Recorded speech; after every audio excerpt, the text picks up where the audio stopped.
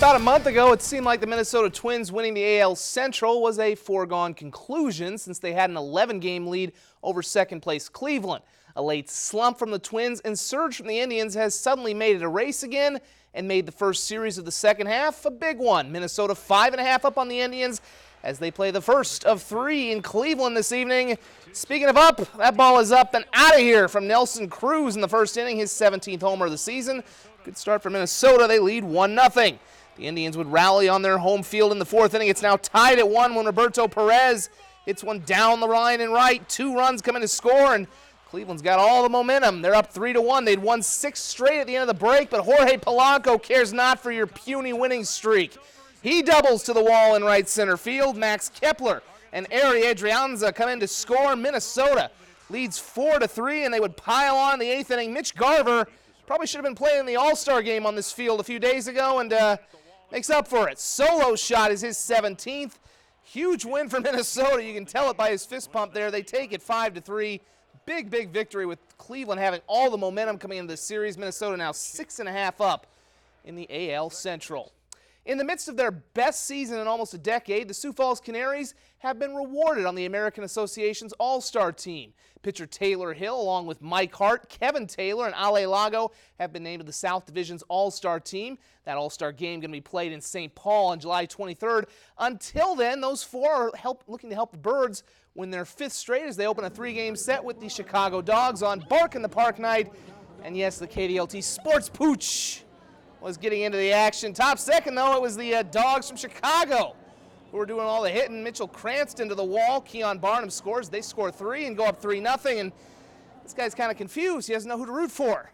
They're the Dogs, after all. Well, they're getting some good defense, too. Check out that double play being turned by Jordan Dean. 6-4-3 as the pitcher DJ Snelton held the Birds hitless for 6 innings. But the Canaries gave their Dogs something to sniff at in the 5th inning.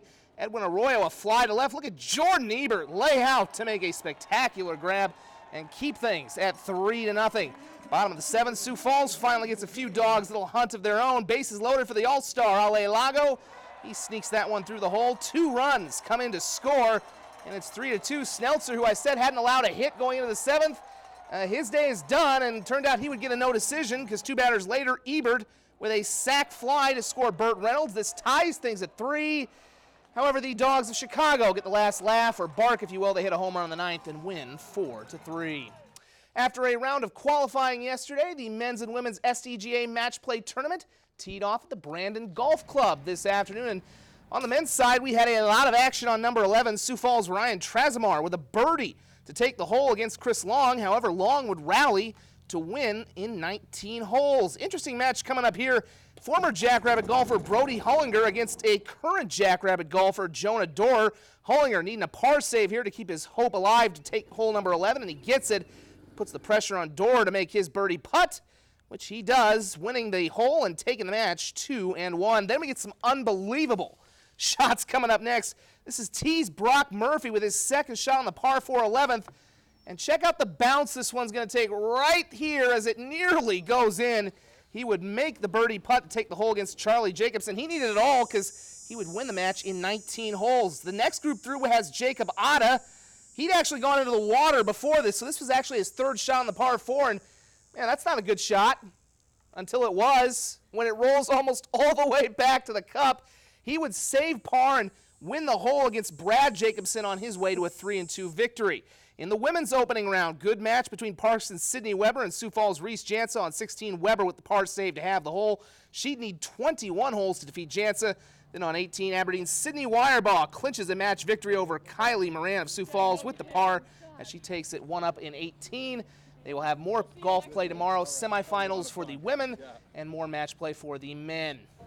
South Dakota State softball tournament starting this evening, 18 and under division. The Sioux Falls Fury and the Yankton Fury. What's the deal with all the Fury? Why are y'all so mad? Anywho, Sioux Falls pitcher Kirsten Hansen strikes out a batter in the 1st inning as we're scoreless through 2 innings. We get some action, though, in the 3rd inning from Yankton as Elise Marquardt hits that one into right center field, gets under the wall for a ground rule double, but still allows the run to score, and Yankton takes a 1-0 lead. Sioux Falls, though, would respond in their half of the inning. Alexis Foster through the gap. 2 runs would come in to score. Sioux Falls takes a 2-1 lead through 3, and that would be your final as they take it 2-1 that tournament running through Sunday. After a groundbreaking year in women's athletics, the University of South Dakota continues to lock up the leaders of their program long term. Several days after women's basketball coach Dawn Plitzowite signed a 5-year contract extension, USD announces today that volleyball coach Leanne Williamson has signed a 5-year deal of her own. In 5 years, she's gone 97-56, winning a Summit League regular season title, and last year leading USD to a Summit League tournament title and their first ever NCAA Division I tournament appearance.